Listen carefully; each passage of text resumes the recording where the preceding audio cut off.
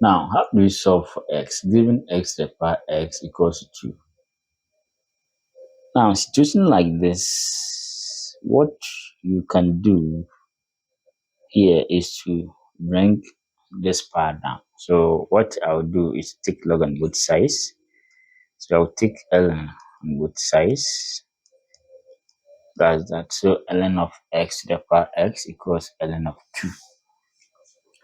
Remember, this one is a power rule. That will be x ln of x equals ln of 2. All right, so let's delve into this. Now, when we have t times e to the power t, and you take the root function, the answer will be t. Okay, and e raising ln of x, the answer is x. So anytime you raise ln of something, the result will be that thing. So we want to introduce this one here, which will pave way for w function.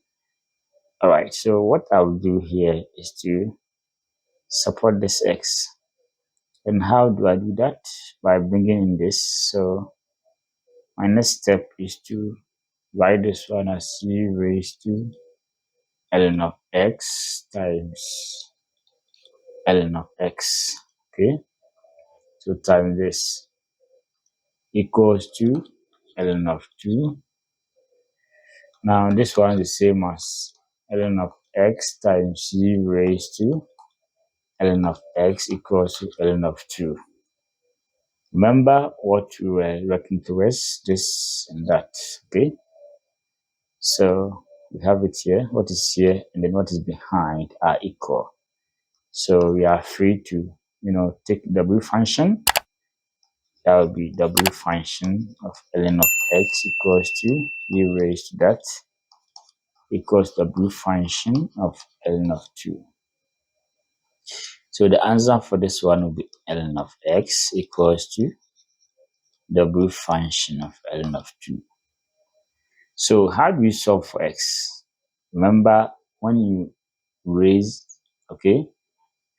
when you raise ln of something, the answer will be that thing. So guess what? I'll read this side t, do same here. This one will be left with x. And my right hand side will be the e raised to w function of ln of 2. Okay, ln of 2. That's the answer. So that's the final answer. All right.